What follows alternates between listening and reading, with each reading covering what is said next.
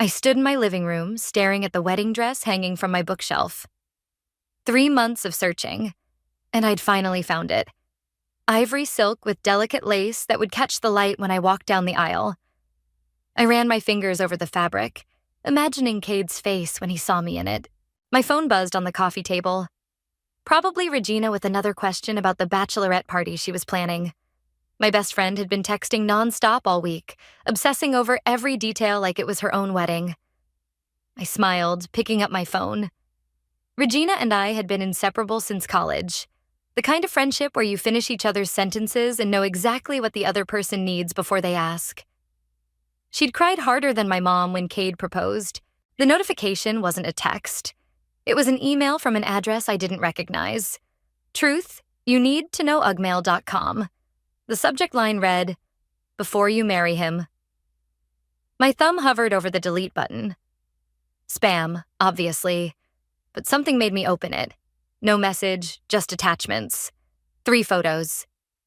The first showed Cade entering a hotel, his arm around a woman whose face I couldn't see. The timestamp read yesterday, when he was supposedly at a work conference in Chicago. My heart stuttered. I opened the second photo. The woman turned toward the camera now, laughing up at Cade.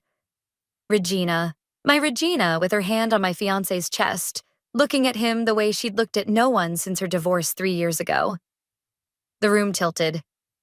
I sat down hard on the couch, my legs suddenly useless. The third photo was the worst. Cade and Regina kissing in the elevator, his hands in her hair, her body pressed against his. The digital timestamp showed 11:42 p.m. I couldn't breathe. I kept staring at the image, looking for signs it was fake. But I recognized Cade's watch, the one I'd given him for his birthday, and Regina's dress, the green one she'd bought when we went shopping last month. She'd said it was for a work event. My phone buzzed again. A text from Regina. "How's the dress fitting? Can't wait to see pics. Love you." I threw my phone across the room.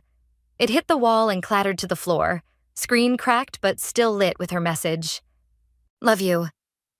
I ran to the bathroom and vomited until there was nothing left but bile. When I looked in the mirror, I didn't recognize myself. My face was blotchy, mascara streaking down my cheeks. I looked like someone else, someone broken. My phone rang from where it lay on the floor. Cade's ringtone. I walked over and picked it up, staring at his name on the screen. "Hey, beautiful," he said when I answered. His voice was so normal, so Cade, that for a second I thought maybe the photos were some cruel joke. "How's my bride-to-be?" "Where are you?" My voice sounded strange, like it belonged to someone else. "Still at the conference, last session just ended. Miss me?" The lie slid so easily from his lips. Had he always been this good at lying? How many times had I believed him without question? "Layla, you there? I got some interesting photos today," I said, surprised by how calm I sounded. Silence. Then, "What photos?" "You and Regina at the Palmer Hotel, yesterday." More silence. I could hear him breathing. "Layla, I can explain." "Don't." The word came out sharp enough to cut. "Is she with you now?" "No, Don't lie to me. Not anymore." I heard movement, a door closing. Then his voice dropped to a whisper. It was a mistake. It didn't mean anything. A laugh bubbled up from somewhere deep inside me, bitter and unrecognizable. "Which time? Yesterday? Last week? How long, Cade?" He didn't answer, which was answer enough. "Is she there?" I asked again. "Yes," he finally admitted. "But Layla, please." I ended the call and blocked his number. My phone immediately lit up with a text from Regina. "Cade just told me. We need to talk. It's not what you think." I blocked her too. Then I sank to the floor, my back against the wall, and stared at my wedding dress. All those fittings, all those plans. The venue we'd spent months finding, the honeymoon we'd saved for, the life we'd mapped out together. All of it built on lies.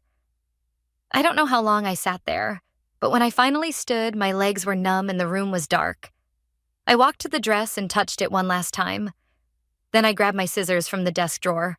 The first cut was the hardest. After that, it became easier. Satisfying, even. I sliced through silk and lace until the dress was nothing but expensive confetti on my floor. When I was done, I swept the pieces into a garbage bag, tied it shut, and placed it by the door. My phone had been silent since I'd blocked them both, but now it buzzed with an incoming call from a number I hadn't seen in months. Amber, my sister. I almost didn't answer. Amber and I hadn't spoken since Christmas, when I'd chosen to spend the holiday with Cade's family instead of hers. But right now, she was the only person in my life who had no connection to Cade or Regina. "Hey," I said, my voice hoarse. "Layla?" She sounded surprised I'd picked up. "Are you okay? You sound weird." I opened my mouth to say I was fine, my automatic response to that question for as long as I could remember. But what came out instead was the truth. "No," I said. "I'm not okay at all." I sat on a park bench, watching a couple argue near the fountain. The woman gesticulated wildly while the man stared at his shoes. I couldn't hear what they were saying, but I didn't need to. Their body language told the whole story. 3 days had passed since I'd discovered Cade and Regina's betrayal. 3 days of ignoring their calls from new numbers, deleting their emails without reading them, and pretending I didn't hear the knocking when they came to my apartment. "You look like you haven't slept in days," Amber said, handing me a coffee. My sister had insisted on meeting after our call, driving 2 hours to see me. Her concern made me feel both grateful and pathetic. "Thanks," I muttered, taking the cup. "That's exactly what every woman wants to hear." Amber sat beside me, her shoulder touching mine. "Want to talk about it?" "Not really." I took a sip of coffee, burning my tongue. The pain felt good, something real to focus on. "Okay?" She didn't push, and I appreciated that. We sat in silence, watching the arguing couple make up with a tearful hug. "I canceled everything," I said finally. "Venue, caterer, flowers. Most of them kept the deposits, but I don't care." "What about the ring?" I twisted the diamond on my finger. I'd forgotten it was still there. "I should probably return it. Or pawn it and buy yourself something nice." That made me smile, just a little. "Pretty sure that's illegal." "Only if you get caught." Amber bumped my shoulder with hers. "Seriously though, what's your plan?" "I don't have one." I pulled the ring off and dropped it into my coffee. It sank to the bottom with a satisfying plunk.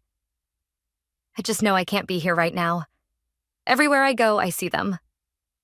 "Come stay with me," Amber offered immediately. "I have that spare room. You can hide out as long as you need." I considered it. Amber lived in a small town where no one knew me. No one would ask about the wedding or why I looked like I'd been hit by a truck. But the thought of running away made something harden inside me. "I can't," I said. "If I leave, it's like they win. This isn't a competition, Layla. Isn't it?" I watched a group of pigeons fight over a discarded sandwich. They took everything from me. My future, my trust. If I run away, what does that make me? "Human," Amber said softly. "It makes you human." I was about to respond when I spotted them. Regina and Cade, walking on the path about 50 yards away. They hadn't seen us yet. Regina was talking animatedly, her hands moving as she spoke. Cade nodded, his arm around her waist. "Layla?" Amber followed my gaze. Oh shit, I couldn't move, couldn't breathe. They looked so normal together, like any other couple enjoying the park. Had they always been this comfortable with each other, even when I was around? How had I not seen it? "Let's go." Amber tugged at my arm, but I shook her off. "Wait." I ducked behind a tree, pulling Amber with me. "I want to hear what they're saying." This is a bad idea, but I was already moving, keeping to the trees, getting close enough to hear their conversation. Amber followed reluctantly. "Told you we should have waited," Regina was saying. "Now everything's a mess." What was I supposed to do? Cade sounded defensive. Once she got those photos, the wedding was off anyway. You could have been more careful about breaking it to her. Now she won't even talk to us. She'll come around. She always does. The casual confidence in his voice made me want to scream. Had I been that predictable? That easy to manipulate? I don't know. Regina sighed. You didn't see her face when she tried on that dress. She was so happy, Cade. And she'll be happy again. Just not with me. He stopped walking, turning to face her. Look, we did a shitty thing. I'm not denying that. But we can't change it now. I know. Regina's voice dropped so low I had to strain to hear. I just keep thinking about the baby. How are we going to tell her about that? The world tilted sideways. Baby? What baby? We don't have to tell her anything, Cade said. It's not her business anymore. Regina put her hand on her stomach, a gesture so instinctive it had to be real. It feels wrong, keeping it from her. She was my best friend. Was being the operative word. Trust me, the less she knows, the better. I must have made a sound because they both turned toward the trees where Amber and I were hiding. We ducked down, but it was too late. Regina had spotted us. Layla, she called, her voice uncertain. I grabbed Amber's hand and ran, ignoring Regina calling my name behind us. We didn't stop until we reached Amber's car, both of us breathing hard. Did you hear that? I gasped, bent over with my hands on my knees. She's pregnant. She's fucking pregnant with his baby. Amber unlocked the car. Get in. We need to get out of here. I slid into the passenger seat, my mind racing. Regina was pregnant. With Cade's child. A child that could have been mine if things had been different. I think I'm going to be sick, I said, rolling down the window. Just breathe, Amber advised, starting the car. Deep breaths, but I couldn't breathe. All I could think about was Regina's hand on her stomach, Cade's arm around her waist. How long had they been together behind my back? How many times had I talked to Regina about wanting children with Cade, not knowing she was already carrying his baby? As we pulled away from the park, something shifted inside me. The numbness that had enveloped me for days cracked open, revealing something hot and dangerous underneath. I need to talk to Brendan, I said suddenly. Who's Brendan? Cade's college roommate. They're still friends. I pulled out my phone. He might know how long this has been going on. Layla, what are you doing? I looked at my sister, really looked at her for the first time in days. I'm not running away, Amber. I'm not hiding. They don't get to do this to me and just walk away happy. What exactly are you planning? I didn't answer. I was too busy scrolling through my contacts, looking for Brendan's number. The gym was nearly empty at 5 a.m. Just me and the weights and the anger burning through my veins. I added another 10 pounds to the bar and positioned myself under it, ignoring the protest in my shoulders. You're going to hurt yourself, a voice said from behind me. I turned to see Marin, my coworker, watching me with concern. Her presence at this hour wasn't surprising. We'd started this early morning routine together months ago. But I hadn't expected her today. I hadn't expected anyone. I'm fine, I grunted, pushing the bar up. My arms trembled with the effort. Marin stepped forward to spot me. You don't look fine. You look like you're trying to punish your body for something your heart is feeling. I let the bar drop back onto the rack with a clang. Since when are you a therapist? Since my best friend started ghosting everyone and showing up at the gym looking like she's planning a murder. She handed me a towel. What's going on, Layla? Everyone's worried.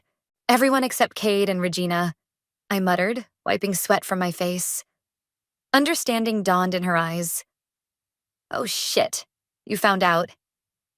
I froze. You knew? Marin looked away, guilt written across her face. I suspected. Regina's been acting weird for months. And then last week at happy hour, I saw how they looked at each other when they thought no one was watching. And you didn't think to tell me? The betrayal felt fresh all over again. I'm planning a wedding with the man, and you just let me walk around clueless? I wasn't sure, she said defensively. And it wasn't my place. I thought if there was something going on, Cade should be the one to tell you. Well, he didn't. I had to find out from anonymous photos someone emailed me. I grabbed my water bottle, suddenly needing to be anywhere but here. And now she's pregnant. Marin's eyes widened. What? Are you sure? I heard them talking about it. I shouldered my gym bag. So yeah, I'm planning something. But it's not murder. It's justice. Layla, wait. She caught my arm. Whatever you're thinking about doing, don't. Just walk away. Start fresh. I yanked my arm free. That's what everyone keeps saying. Walk away. Be the bigger person. Well, I'm tired of being the bigger person. I want them to hurt like I'm hurting. And then what? Marin challenged. You think revenge will make you feel better?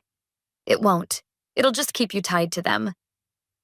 Thanks for the advice, I said coldly, but I've already made up my mind.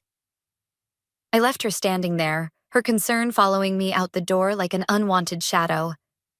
Brendan's apartment was exactly what I expected from Cade's college roommate. Minimalist furniture, gaming setup in the corner, protein powder on the kitchen counter. What I hadn't expected was how easily he'd agreed to meet me. I've been waiting for this day, he said, handing me a beer I hadn't asked for. The day you finally realized what an asshole Cade is. I set the beer down untouched. If you knew he was an asshole, why didn't you warn me? Would you have believed me? He raised an eyebrow. You were so in love you couldn't see straight. Besides, Cade and I have history. You would have thought I was just being bitter. He wasn't wrong. I would have dismissed any criticism of Cade as jealousy or misunderstanding. Love had made me stupid. So what changed? I asked. Why help me now? Brendan leaned forward, elbows on his knees. Because what he's doing to you is exactly what he did to Melissa in college. And Tara after that. And probably others I don't even know about. Who's Melissa? His girlfriend before you. They were together 3 years. He cheated on her with her cousin, got the cousin pregnant, then ghosted them both. He took a swig of his beer. Sound familiar? My stomach twisted. Why are you still friends with him if he's such a monster? We're not friends. We're connected. Big difference. He shrugged. I keep tabs on him because someone should, and because I always hoped one day I could help one of his victims get even. I'm not a victim, I snapped. No? His gaze was uncomfortably direct. What would you call it then? I didn't have an answer for that. Instead, I pulled out my phone and showed him the photos I'd received. Do you know who sent these? He barely glanced at them. No, but I can guess. Regina's not Cade's only side piece. There's a woman named Sabrina he's been seeing off and on. She works at his gym. The floor seemed to drop out from under me. There's another woman? Probably several. Cade doesn't do exclusive, even when he's engaged. Brendan's tone was matter-of-fact, like he was discussing the weather instead of the complete devastation of my life. Sabrina found out about Regina a few weeks ago. She was pissed. I tried to process this new information. Not only had Cade been cheating with my best friend, but he'd been cheating on both of us with someone else. The humiliation burned worse than any physical pain. I need to find this Sabrina, I said, more to myself than to Brendan. Already ahead of you. He slid a piece of paper across the coffee table. Her number, address, work schedule. Everything you need. I stared at him. Why are you helping me like this? Something dark flashed across his face. Let's just say Cade has hurt people I care about too. And Regina's no innocent bystander. She knew exactly what she was doing. I folded the paper carefully and put it in my pocket. What do you think I should do with this information? That's up to you. He finished his beer. But if you're looking for maximum impact, wait for the baby shower. Baby shower. Regina's already planning it. 12 weeks along and already sending out save the dates to her inner circle. He smiled without humor. Cade's playing the proud father-to-be. It's quite the performance. The image of them celebrating their betrayal, surrounded by friends and gifts, made me physically ill. But beneath the nausea was something else. A cold, clear purpose. When is it? I asked. 6 weeks from now. Plenty of time to plan something they'll never forget. I stood up, suddenly certain of what I needed to do. Thank you, Brendan. This helps more than you know. He walked me to the door. Just remember something, Layla. Whatever you're planning, make sure it's worth it. Revenge comes with its own price. I thought about Cade's easy lies, Regina's hand on her stomach, the future they'd stolen from me. Some prices, I said quietly, are worth paying. Amber's apartment door swung open before I could knock a second time. Her expression shifted from irritation to surprise when she saw me standing there, overnight bag in hand. Layla, what are you doing here? You said I could stay if I needed to. I shifted uncomfortably. I need to. She stepped aside to let me in. Her apartment was smaller than mine, cluttered with art supplies and half-finished projects. The familiarity of it, the smell of oil paints and coffee, made my throat tighten. What happened? She asked, taking my bag. I thought you were determined to stay in the city. I was. I am. I sank onto her couch. But I ran into Regina at the grocery store yesterday. She tried to talk to me and I just froze. Couldn't speak, couldn't move. Just stood there like an idiot while she apologized for how things happened. What did you say? Nothing. I left my cart in the middle of the aisle and walked out. I pulled my knees to my chest. I realized I need some distance to think clearly, just for a few days. Amber nodded, disappearing into the kitchen. She returned with 2 glasses of wine, handing one to me. So, thinking clearly, she said, sitting beside me. Is that code for plotting revenge? Because your texts have been concerning. I took a long sip of wine. I'm not plotting anything. I'm gathering information. From Cade's friends? From this Sabrina person? She raised an eyebrow. That sounds like plotting to me. It's not like that. But even to my own ears, the defense sounded weak. I just want to understand what happened, how long it was going on, if everyone knew but me. And then what? What's the endgame here, Layla? I stared into my wine glass, watching the red liquid catch the light. What was my endgame? When I'd left Brendan's apartment, I'd felt so certain, so focused. But now, faced with my sister's direct question, I hesitated. I don't know, I admitted finally. I just know I can't let them get away with it. They're having a baby shower, Amber. They're celebrating while I'm picking up the pieces. And you think making them suffer will help you move on? She shook her head. That's not how healing works. Then how does it work? I demanded. Because I've tried everything else. I've blocked their numbers, avoided our usual places, thrown myself into work. But I still wake up every morning with this rage inside me. It's eating me alive. Amber was quiet for a long moment. Do you remember when Dad left? The abrupt change of subject caught me off guard. What does that have to do with anything? You were 12, I was 16.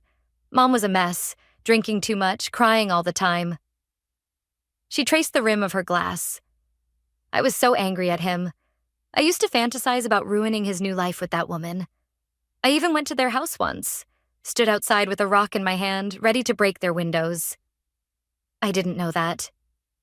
Because I didn't do it. She met my eyes.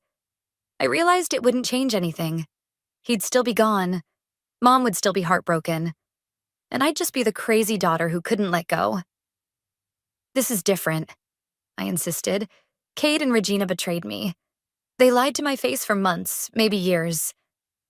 I know, and that's awful. She reached for my hand. But revenge won't undo it. It'll just keep you stuck in this moment, reliving the hurt over and over. I pulled my hand away. You don't understand. I understand better than you think. Something in her voice made me look up. Regina called me yesterday. The wine turned sour in my mouth. What? She wanted to know if you were okay. She said she's been trying to reach you. To explain. Explain what? How she fucked my fiancé? How she's carrying his child? The rage I'd been trying to contain bubbled up. What could she possibly say that would make any of this okay? She said it wasn't what I thought. Amber hesitated. She said there were things you didn't know, things Cade had kept from both of you. And you believed her? I don't know what to believe, but I think you should talk to her, hear her side before you do something you can't take back. I stood up, suddenly needing to move. I can't believe you're defending her. I'm not defending anyone. I'm worried about you. She followed me to the window. This isn't like you, Layla. Plotting revenge, obsessing over their baby shower. You're better than this. Maybe I don't want to be better, I said quietly. Maybe I'm tired of being the one who always takes the high road. Amber's reflection in the window looked pained. What exactly are you planning? I turned to face her. Regina's having her baby shower at the Gardenia in 6 weeks. It's invitation only, very exclusive. I need to be there. Why? To make a scene? To humiliate her? To show everyone who she really is. I pulled out my phone, showing her the information Brendan had given me. She's been lying to everyone, not just me. And Cade's been lying to her too. They deserve to have those lies exposed. Amber read through the notes, her expression growing more troubled. Layla, this is a lot. Have you verified any of this? Not yet, but I will. I took the phone back. That's why I need to stay here. I need space from them to put the pieces together. She was quiet for a long moment, studying my face. You know I'll always have your back, but I'm scared this path you're on will hurt you more than it hurts them. I'm already hurt, I said simply. Nothing could make it worse. The look she gave me was so full of sadness it made me want to cry. That's what I'm afraid of, that you believe that. My phone buzzed with a text. Unknown number, but I knew immediately who it was from. Got your number from Brendan. We should talk. I know things about Cade and Regina that will make your revenge so much sweeter. Meet me tomorrow? Sabrina. I looked up at Amber, decision made. I need to borrow your car tomorrow. Where are you going? To meet someone who understands what I'm going through. I put my phone away. Someone who won't tell me to take the high road. Sabrina wasn't what I expected. I'd imagined someone like Regina. Polished, perfect, the kind of woman men leave their fiancés for. Instead, the woman who slid into the booth across from me had purple hair, tattoos crawling up her arms, and eyes that had seen too much. You must be Layla, she said, flagging down a waitress. You look exactly like your Instagram photos. I shifted uncomfortably. How long have you been stalking my social media? Since I found out about you. She ordered a black coffee, then studied me openly. 6 months ago, right after I found out about Regina. 6 months. The timeline hit me like a physical blow. 6 months ago, Cade and I were planning our wedding. 6 months ago, I still believed in forever. So you've known about both of us all this time? I asked when the waitress left. Knew about you. Suspected Regina. Sabrina shrugged. Cade's not exactly subtle when he's juggling women. The constant texting, the mysterious work emergencies, the way he keeps his phone face down. All behaviors I'd noticed but dismissed. Trust makes you blind. Or stupid. Maybe both. Why did you stay with him once you knew? Why does anyone stay in a bad situation? I thought I could change him. She laughed without humor. Plus, the sex was incredible. I'm not going to apologize for that. I flinched. The thought of Cade with other women still felt like a knife twisting in my gut. Look, Sabrina continued. I didn't ask you here to compare notes on Cade's bedroom skills. I asked you here because I have information you can use. What kind of information? She pulled out her phone and showed me a series of text messages between her and Cade. Recent ones, dated after I'd discovered his betrayal. He's freaking out, she explained. Regina's pregnancy wasn't part of his plan. He thought he could keep stringing both of you along indefinitely. I scanned the messages, my heart pounding. Cade complaining about Regina's mood swings. Cade wondering if the baby was really his. Cade suggesting Sabrina meet him at a hotel while Regina was at a doctor's appointment. He's still seeing you? I looked up, incredulous. Occasionally, when he can get away from her. Sabrina took her phone back. Regina thinks she's won, that she's the one he chose. She has no idea he's already looking for his next escape route. The revelation should have brought satisfaction. Proof that Regina wasn't special either, just another woman Cade was using. Instead, I felt a strange, unexpected pang of sympathy for her. She was pregnant with the child of a man who would never be faithful. Does she know about you? I asked. No, and that's where my plan comes in. Sabrina leaned forward, eyes gleaming. The baby shower. It's the perfect opportunity to expose everything. I have texts, photos, hotel receipts. Enough evidence to destroy both of them in front of everyone they care about. The eagerness in her voice made me uneasy. This wasn't about justice for her. It was about inflicting maximum pain. I don't know, I said slowly. That seems… what? Too harsh? She scoffed. After what they did to you? They deserve worse. Maybe they did. But sitting across from Sabrina, seeing the raw hatred in her eyes, I glimpsed a possible future version of myself. Bitter, vengeful, defined by someone else's betrayal. The thought terrified me. I need to think about this, I said, standing up. It's a lot to process. Don't take too long. Sabrina's voice hardened. The shower's in 5 weeks, and if you're not interested in my plan, I'll do it myself. I left the cafe feeling shaken, my certainty crumbling. The revenge I'd been plotting suddenly seemed hollow, a path leading nowhere good. I found Quentin in the community garden behind Amber's apartment building, kneeling in the dirt, coaxing stubborn weeds from between tomato plants. I'd met him briefly when I arrived. Amber's new neighbor, the elementary school teacher with kind eyes who'd offered to show me around town. Need some help? I asked, approaching cautiously. He looked up, surprised. Layla, hey. Sure, if you don't mind getting dirty. I knelt beside him, grateful for the simple task. We worked in companionable silence for a while, the repetitive motion of pulling weeds strangely soothing. Rough day? He asked eventually. How can you tell? You're attacking those weeds like they personally offended you. His smile was gentle, without pity.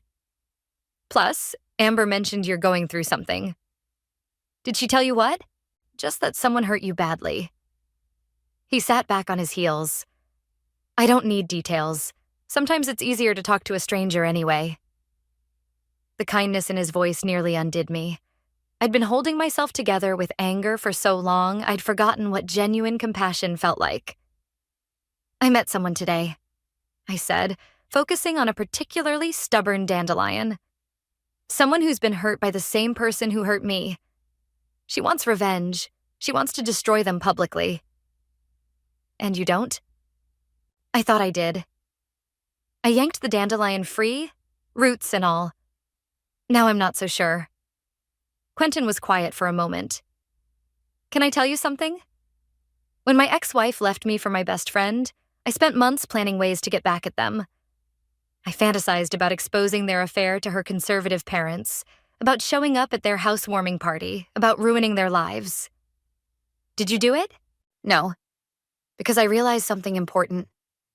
He met my eyes. Revenge requires you to keep carrying the pain, to keep reliving the betrayal. It chains you to the very people who hurt you. His words hit too close to home. So what did you do instead? I moved here, started over, found joy in small things. He gestured to the garden. It wasn't easy. Some days I still get angry, but I'm not defined by what they did anymore. I looked down at my dirt-covered hands.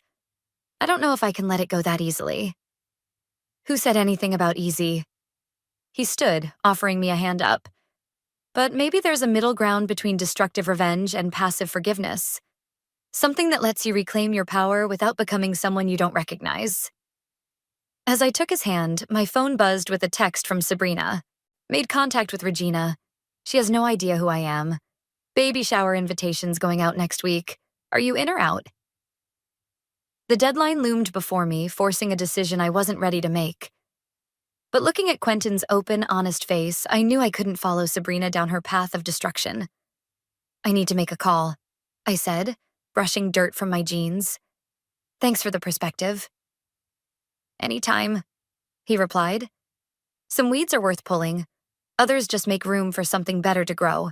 You did what?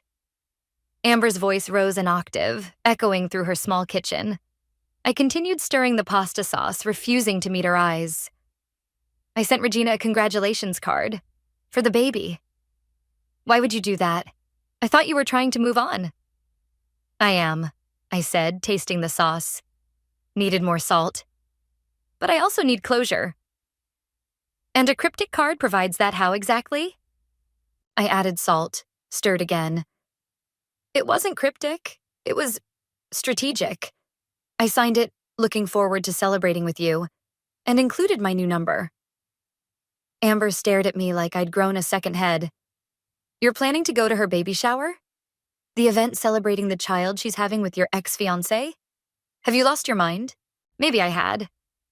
The past week had been a blur of conflicting emotions.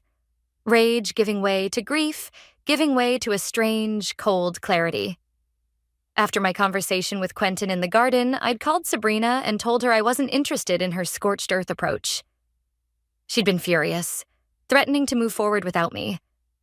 But something told me her plan would fall apart without my involvement. I'm not going to make a scene, I assured Amber. I just need to see them together, to understand what happened. For my own peace of mind. Bullshit. Amber crossed her arms. You're still plotting something. I can see it in your eyes. I turned off the stove. Think what you want. But Regina texted me this morning. She wants to meet. And you agreed? I did. I poured the sauce over the pasta. Tomorrow at that cafe near the park. She says she has things to explain. Amber's expression softened. Are you sure you're ready for that? No, I wasn't sure. The thought of facing Regina made my stomach churn. But I'd spent 3 weeks hiding in Amber's apartment, working remotely and avoiding social media. It was time to confront reality. I need to hear what she has to say, I said simply, even if it's just more lies. Amber didn't look convinced, but she dropped the subject as we sat down to eat. The conversation shifted to safer topics. Her latest art commission, my work projects, Quentin's invitation for me to join the community garden committee. It wasn't until after dinner, as we washed dishes side by side, that Amber spoke again about Regina. Just promise me something, she said, handing me a plate to dry. Whatever you're planning, be careful. Not just of them, but of yourself.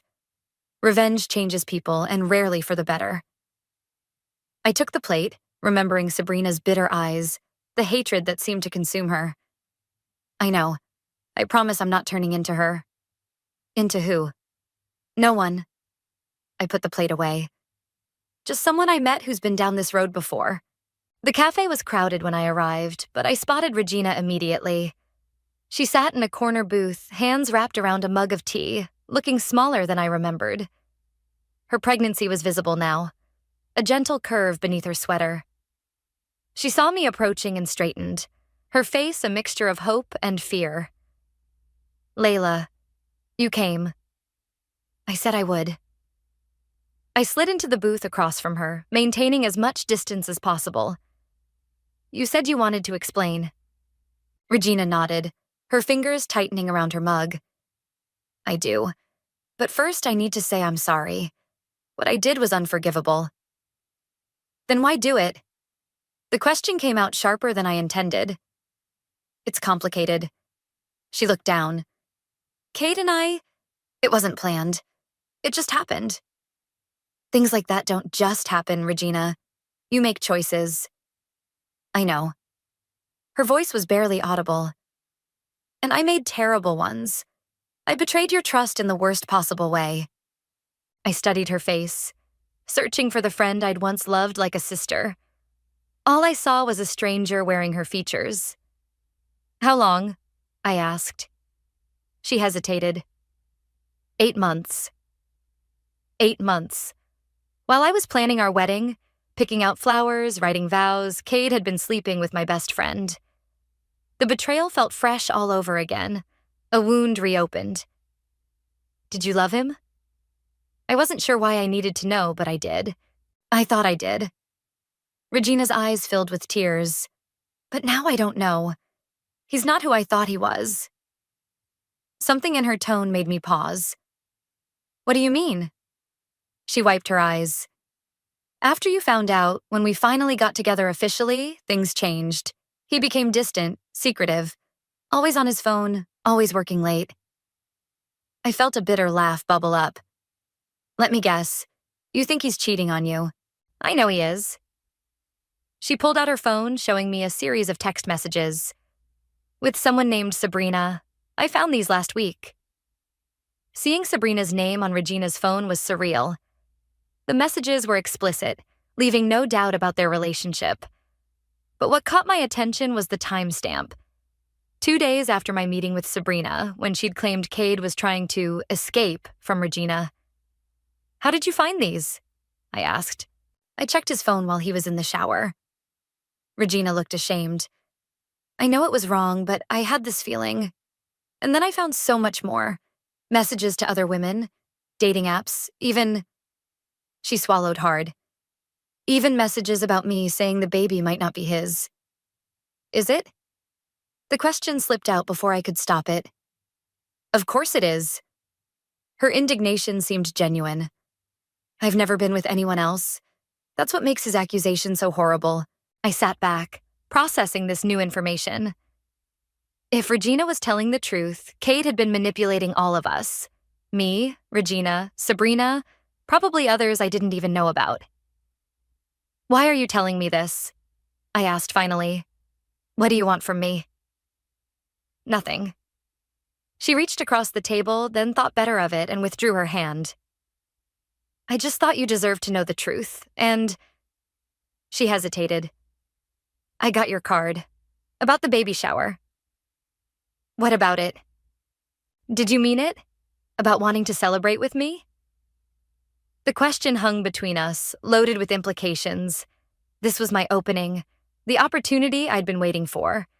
But looking at Regina, pregnant, betrayed, vulnerable, I felt my carefully constructed plan wavering. I don't know, I answered honestly.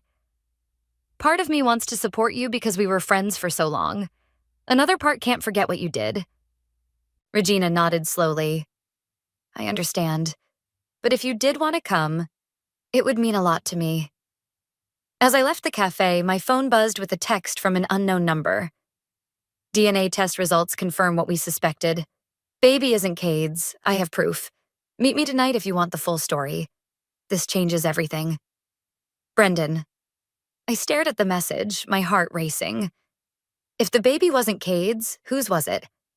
And why would Regina lie about something so fundamental? The answers were within reach. All I had to do was meet Brendan and get the proof. Then I could decide what to do with it. Expose them at the shower as originally planned, or find another way to use this information. Either way, there was no turning back now. The gardenia was transformed for Regina's baby shower. Soft pink and gold decorations, floral arrangements on every surface, a table piled high with wrapped gifts. Women in sundresses mingled, champagne flutes in hand, their laughter rising and falling like waves. I stood just inside the entrance, my heart hammering against my ribs, the envelope in my purse feeling impossibly heavy. You came.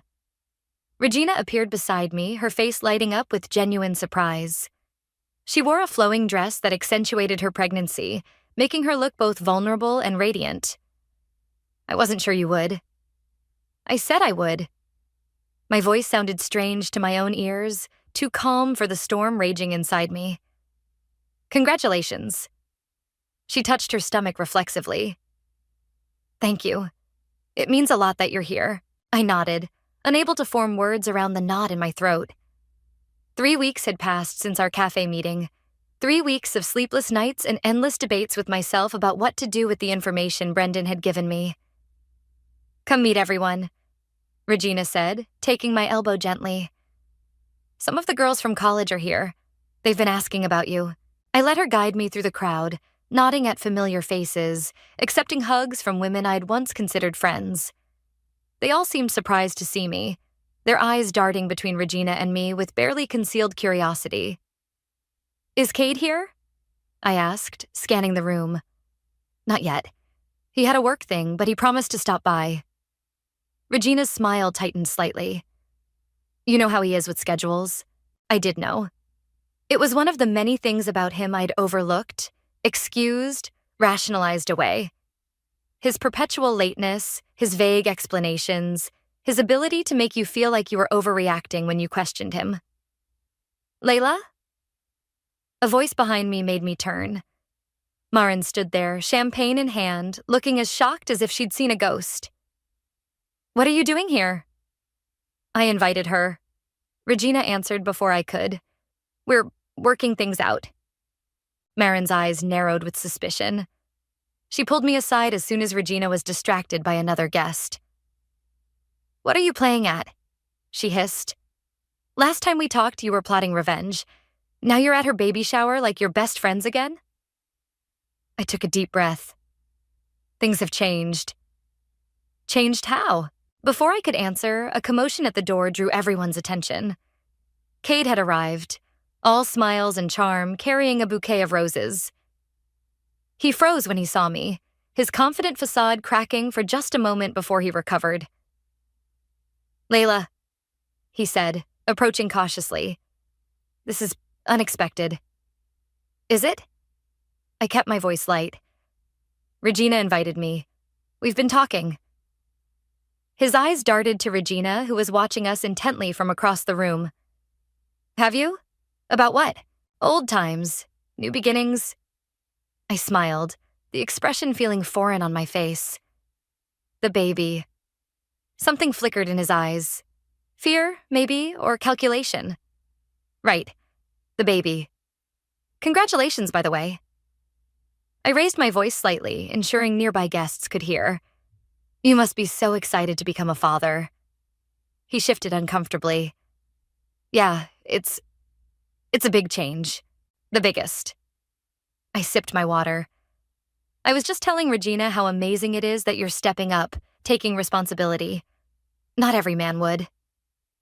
Cade's smile became strained. "Well, you know me. Always doing the right thing." "Do I know you, Cade?" "I'm not sure I ever did." Before he could respond, Regina called for everyone's attention.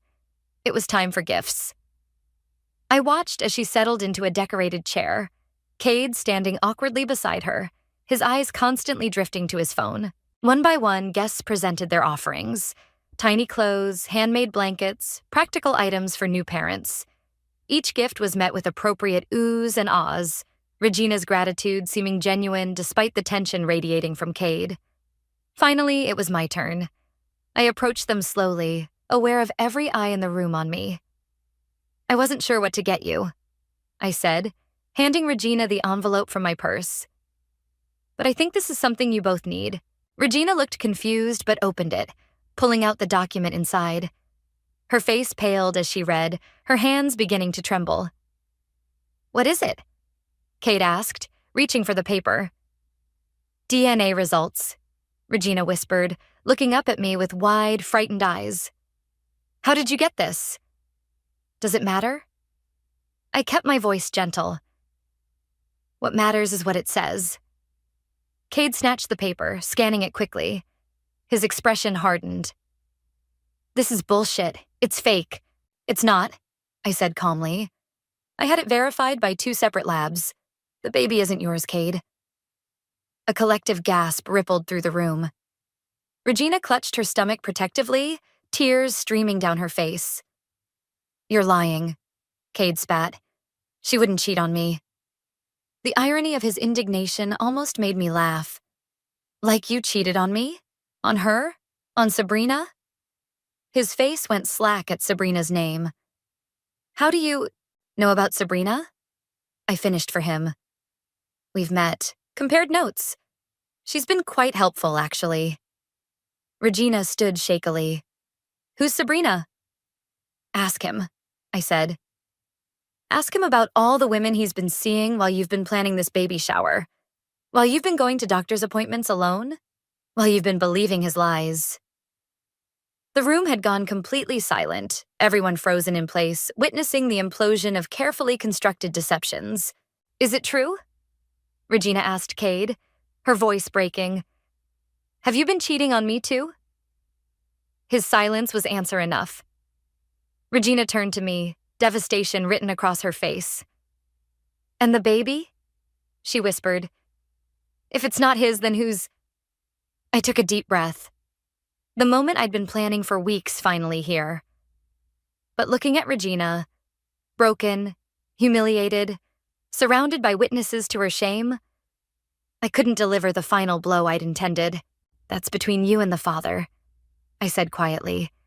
"I just thought you deserved to know the truth about Cade before you tied your life to his permanently." Regina nodded slowly, tears still falling. "Thank you," she said, so softly I almost didn't hear it. Cade looked between us, realization dawning. "You planned this," he accused me. "You set this whole thing up to humiliate me." "No, Cade," I replied, a strange calm settling over me. "You did this to yourself. I just made sure everyone could see who you really are." As he stormed out, phone already pressed to his ear, I felt no triumph, no vindication, only a profound relief that I was no longer carrying the weight of his betrayal alone. Regina sank back into her chair, her friends rushing to surround her with comfort and questions.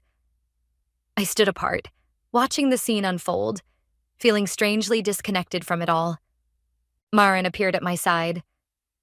"That wasn't what I expected," she said quietly. "Me neither." I turned to leave, my purpose here fulfilled.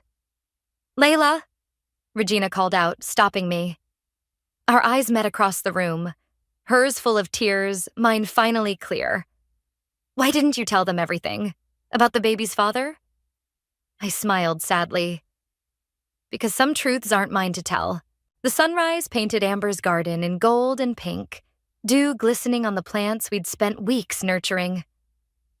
I knelt in the soft earth, transplanting seedlings from their small containers into the ground. The work was methodical, soothing. Press fingers into soil, create space, place roots gently, cover, water, repeat. "I thought I'd find you out here," Quentin said, approaching with 2 steaming mugs. "Coffee?" I accepted gratefully, the warmth seeping through my dirt-stained gloves. "Thanks. I couldn't sleep." "Baby shower aftermath?" He settled beside me, careful not to disturb the newly planted seedlings. "Something like that." I hadn't told him everything about yesterday's confrontation, just that I'd attended Regina's shower and things had gotten intense. "It didn't go exactly as planned." "Your revenge, you mean?" I looked up, surprised. "How did you know?" "I didn't for sure, but I recognized the look in your eyes when you talked about them." He shrugged.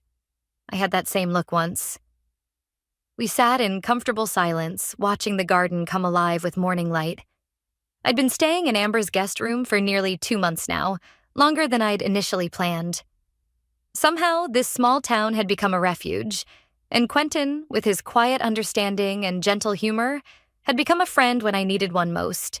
"Regina called me last night," I said finally, after everyone left.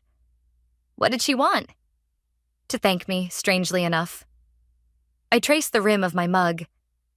"She said I could have destroyed her completely, but I didn't." Quentin raised an eyebrow. "Could you have?" I nodded slowly. The DNA test wasn't the only information I had. I knew who the real father was, too. "And you didn't reveal it?" "No." I remembered Regina's face when I'd handed her the envelope. The fear, the shame, the silent pleading in her eyes. It wouldn't have served any purpose except humiliation. She's going to have enough to deal with. That's surprisingly compassionate, considering everything. Maybe. I pulled off my gloves, examining the dirt embedded under my fingernails. Or maybe I just realized I didn't want to be the person who could do that to someone else, even if they deserved it. My phone buzzed with a text. Brendan asking if I'd gone through with the plan. I ignored it, just as I'd ignored Sabrina's angry messages after the shower. Their hunger for destruction no longer matched my own. "What happens now?" Quentin asked. "I don't know."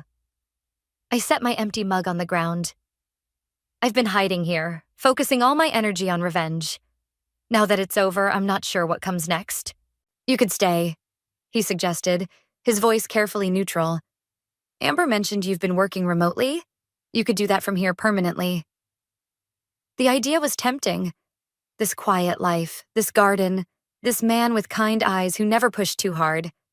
But something inside me resisted. "I can't keep hiding," I said finally. "I need to go back, face my life." "That's not hiding," Quentin countered. "That's running." Before I could respond, Amber appeared at the garden gate, her expression serious. "Layla, someone's here to see you." My heart stuttered. "Cade?" "No." Amber stepped aside, revealing Regina standing behind her, looking small and uncertain in the morning light. I stood, brushing soil from my knees. "Regina, what are you doing here?" "I needed to talk to you." Her eyes were red-rimmed from crying, but her voice was steady. "Properly talk, not just on the phone." Quentin squeezed my shoulder as he passed. "I'll give you two some space."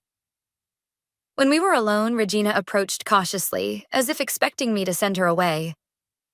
"I'm sorry for showing up like this." Amber gave me the address. "It's fine." I gestured to the garden bench. "Do you want to sit?" She nodded gratefully, lowering herself onto the bench with one hand protectively over her stomach. We sat in awkward silence, the weight of our shared history hanging between us. "Cade's gone," she said finally. "He packed his things last night and left. No explanation, no goodbye. Just a text saying he needed space." "I'm sorry." And surprisingly, I meant it. "Don't be. You were right about him." She looked down at her hands. "About everything, really. I just couldn't see it." "Neither could I admitted. "Not for a long time." Regina took a deep breath. "There's something I need to tell you. Something I should have told you months ago." I tensed, preparing for another revelation, another betrayal. "The baby's father," she began, then faltered. "It's Marcus." The name hit me like a physical blow. "Marcus? My brother?" She nodded, tears spilling over. "It happened after your engagement party. We were both drunk, both feeling, I don't know, left behind maybe? It was just once. Then I met Cade at that charity event, and he was so charming, so interested." "Does Marcus know?" My voice sounded distant to my own ears. "No, we haven't spoken since that night." She wiped her eyes. "I was too ashamed to tell him. Too afraid of what you would think." The irony was almost too much. All this time, all this pain, all this plotting. And the truth was more complicated than I could have imagined. "Are you going to tell him?" I asked. "I don't know." She looked at me directly for the first time. "Should I?" The question hung between us, loaded with implications. This wasn't just about Regina and Marcus anymore. It was about a child, my niece or nephew, who deserved to know their father. "Yes," I said finally. "He should know. And for what it's worth, Marcus has always wanted to be a father." Relief washed over her face. "Thank you. For that. And for yesterday. You could have exposed everything, but you didn't." "I almost did," I admitted. "That was my plan all along. To humiliate you both publicly, to make you feel as betrayed as I felt." "What changed?" I looked around at the garden, at the tiny seedlings I'd just planted, at the life slowly taking root. I did. I realized revenge wouldn't undo what happened. It would just keep me trapped in that moment forever. Regina reached for my hand hesitantly. I let her take it, feeling the strange circle we'd traveled. From friends to enemies to something new I couldn't yet name. "I don't expect forgiveness," she said quietly. "I know what I did was unforgivable. Maybe." I squeezed her hand once before letting go. but maybe forgiveness isn't what matters most. Maybe it's finding a way forward that doesn't let the past define you. As she left, promising to call Marcus, I returned to my seedlings. The last one was struggling, its stem bent nearly to breaking. Carefully, I staked it upright, giving it the support it needed to grow toward the light. Quentin reappeared, watching me work. "Everything okay?" "Not yet," I said, patting the soil around the fragile plant. "But it will be." I stood, surveying the garden we'd created from nothing but dirt and hope.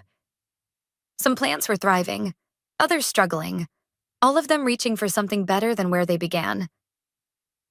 "I think I'm ready to go home now," I said, feeling the truth of it settle in my bones. Not to run away or hide, just to start again. "Need company for the drive?" Quentin asked, his offer simple and undemanding. I smiled, really smiled, for what felt like the first time in months. "I'd like that." The morning light strengthened around us, illuminating the path ahead. Not perfect or painless, but mine to choose, one step at a time.